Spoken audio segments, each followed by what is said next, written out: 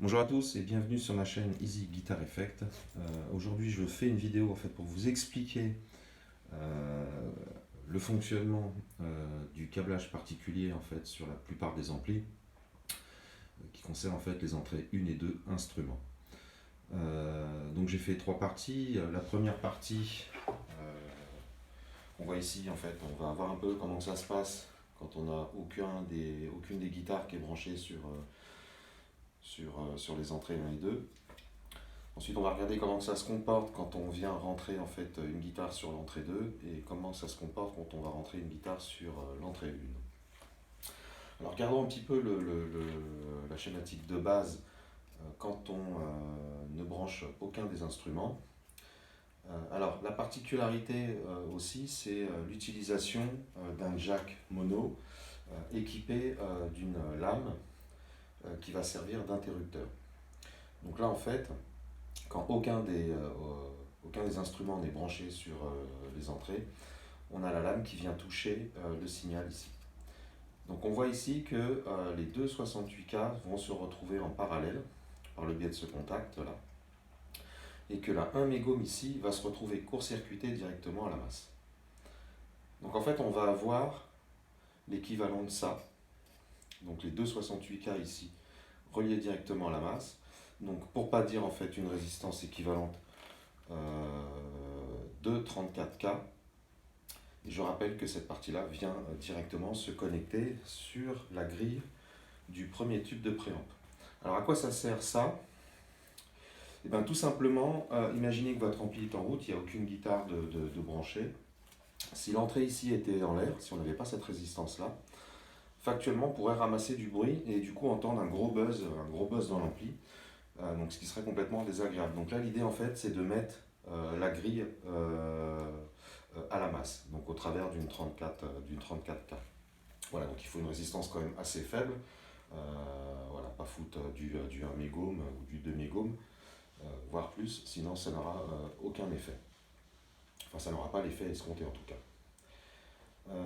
Maintenant on va regarder, on va simuler le fait de rentrer une guitare sur l'entrée instrument 2. Donc à ce moment-là, le switch, le bilam se retrouve déconnecté.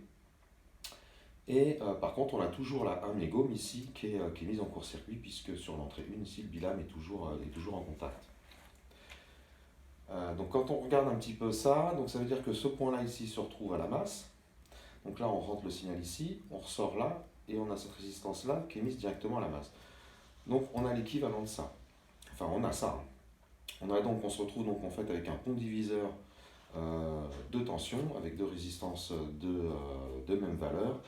Donc, ce qui veut dire qu'en sortie ici, donc ce qui va rentrer directement dans la grille du tube de préampli, on va avoir le signal qui va être divisé par deux. Donc ça c'est typiquement l'entrée à utiliser quand on va vouloir brancher une guitare avec un micro double, puisqu'on a deux fois plus de patates qu'avec une guitare type Strat micro simple. On va déconnecter ici, puis on va se connecter en 1 maintenant. Donc là, quand on se connecte en 1, là c'est le bilam ici qui se retrouve déconnecté. Par contre, le bilam du jack 2 se retrouve remis en contact avec le signal. Donc là on se retrouve avec les deux 68K ici en parallèle à l'entrée, et on a là un mégome ici qui se retrouve connecté à la masse. Donc là on n'est plus en court-circuit, on a bien évidemment un mégome. Donc quand on suit un petit peu tout ça, ça nous donne ça là un mégome directement à l'entrée, donc l'équivalent d'une résistance anti-pop. Et donc elle n'a aucune influence, elle ne va pas abaisser la tension, parce que l'impédance de la guitare ici est quand même bien plus basse que la 1 mégome ici, donc on a normalement à peu près le même niveau de la sortie de guitare ici à vide. Et on se retrouve donc avec les deux 68K en parallèle, ce qui nous fait donc ce schéma équivalent là, donc une 34K et une 1 mégome ici à la masse. Donc là c'est typiquement pour pouvoir y brancher un micro simple. Rien ne nous empêche rien ne nous empêcherait en fait de mettre ici, de brancher en fait une guitare à micro double. Donc ce qui voudra dire qu'on va envoyer 2 fois plus de gouache dans l'ampli. Donc potentiellement on va quand même finir par rentrer dans les tubes de puissance avec un niveau bien plus fort qu'avec qu'une guitare simple bobinage. Et du coup on peut aller chercher un crunch sur l'ampli bien plus tôt avec un volume réduit, alors que là avec un micro simple on sera obligé d'aller pousser le volume de l'ampli un peu plus dans son retranchement pour essayer d'aller chercher le crunch de l'ampli. Voilà. Voilà donc pour l'explication du câblage et du fonctionnement de ces deux entrées particulières. Maintenant ce que je vais faire, c'est que je vais vous montrer à quoi ressemble ce fameux jack équipé du fameux contact bilam. Alors je vais essayer de faire en sorte qu'on le voie bien. Voilà, donc un jack normal mono, on a une patte en moins ici, on a que masse et signal. Je ne sais plus dans quel sens, mais là il faudrait que voilà, la masse est ici, là, dans ce cas-là. Et là on voit le bilam ici qui est en contact. Et on voit que quand on va rentrer le jack, en fait, on va débander voilà, ce truc-là, et là on n'est plus en contact. Voilà. Donc c'est un interrupteur. Voilà. Donc pour repérer ça, c'est soit on suit, donc là c'est le signal, hein. Là c'est le bilam, et puis on a ici la masse qui revient là.